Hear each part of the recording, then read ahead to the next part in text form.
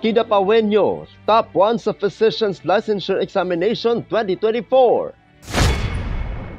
220 tupad beneficiary sa lungsod ng General Santos nakatanggap na ng kanilang sahod.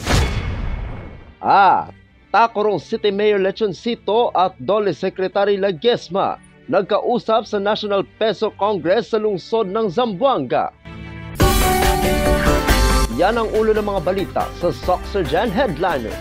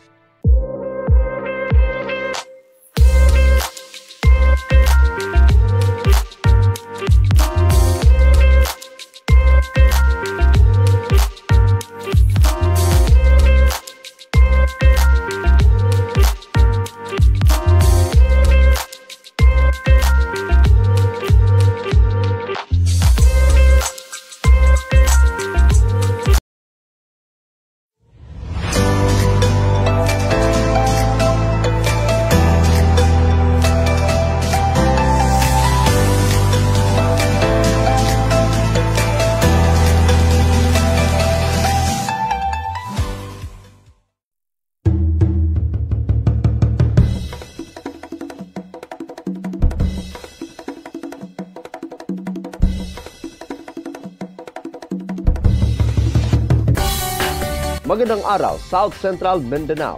Narito na ang mga pangunahing balita sa Soxergen Headliners ngayong Oktubre 21, taon 2024. Kidapawenyo, top 1 sa Physician's Licensure Examination 2024. Narito ang ula.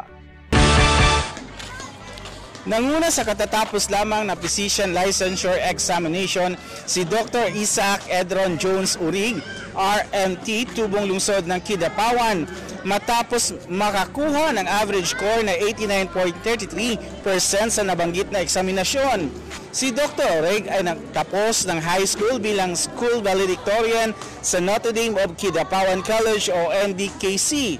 Kalaunan ay nagtapos din siya bilang summa cum laude sa kursong Bachelor in Medical Laboratory Science sa San Pedro College sa lungsod ng Davao at napabilang sa top 7 sa nakaraang Medical Technologies Licensure Examination noong taong 2019. Siya rin ay nagtapos bilang class valedictorian at cum laude sa kursong Medisina sa Davao Medical School Foundation o DMSF.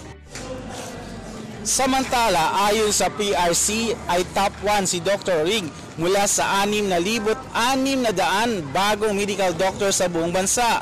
Labis naman ang galak ng kanyang mga magulang na sina Angelito at Ruela Urig na pawang mga government employees. Payo naman ng batang doktor sa mga kabataan na nais mabut ang kanilang pangarap na umiwas na muna sa pagkakaroon ng syota at iba pang uri ng distraksyon. Dagdag pa niya, kailangan i-google na muna ang panahon sa pag-aaral at sa pangarap. Malaki naman ang tuwa ni City Mayor Attorney Jose Paulo M. Evangelista sa karangalang dala ni Dr. Urig sa lungsod. Inaasahan niya na magsilbing pag-asa at inspirasyon ang nakamit ng batang doktor sa mga kabataan ng lungsod.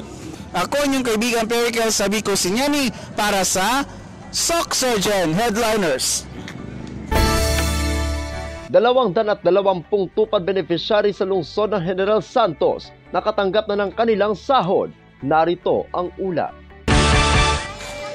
Matagumpay na ipinamahagi ang sahod ng 4,030 pesos sa 220 na benepisyaryo ng Dole Tupad program sa Oval Gymnasium ngayong araw, ika-21 na Oktubre taong kasulukuyan. Pinangunahan ni General Santos City Mayor Lorely Geronimo Pacquiao at Councilor Bobby Pacquiao ang seremonya bilang bahagi ng advokasya ng lokal na pamahalaan na magbibigay ng kabuhayan at tulong sa mga naninirahan. Sa ilalim ng liderato ni Mayor Pacquiao, inaasahan mapabuti ang kalidad ng pamumuhay sa pamamagitan ng programang nakatuon sa pag-unlad ng komunidad. Ako inyong kaibigan Perical Sabico Sinyani para sa Soxergen Headliners.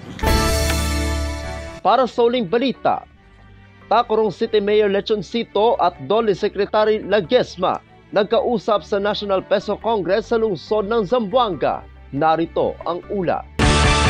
Nagkaroon ng pagkakataon si Mayor Joseph George L. Lechoncito MD-DPA na makausap sandali si Dole Secretary Benbenito Liguesma at iba pang matataas na pinuno ng departamento sa kanilang maikling pagpupulong sa opening ceremonies ng 24th National Peso Congress noong ika-16 na Oktubre, taong kasalukuyan sa lungsod ng Zamboanga.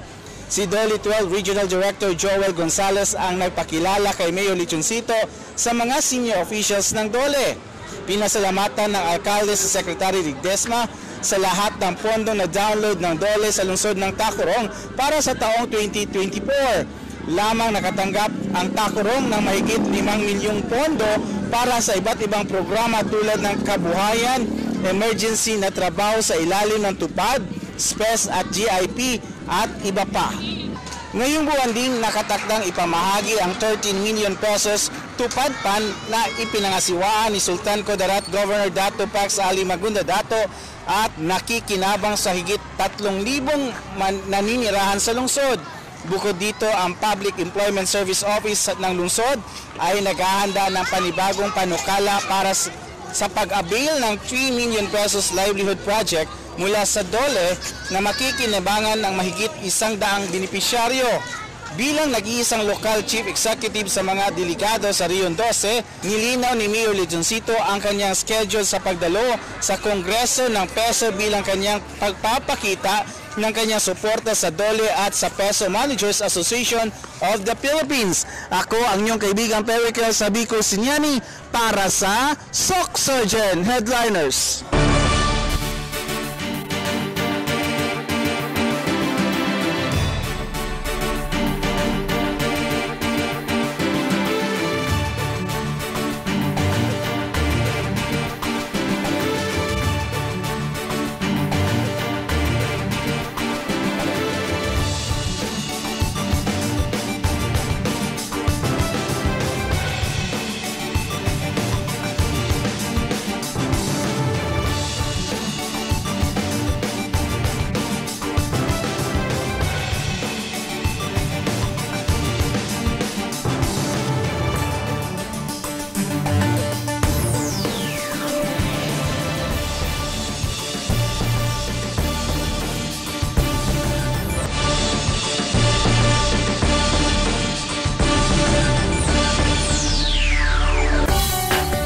Atin ang kabuuan mga balita sa araw nito.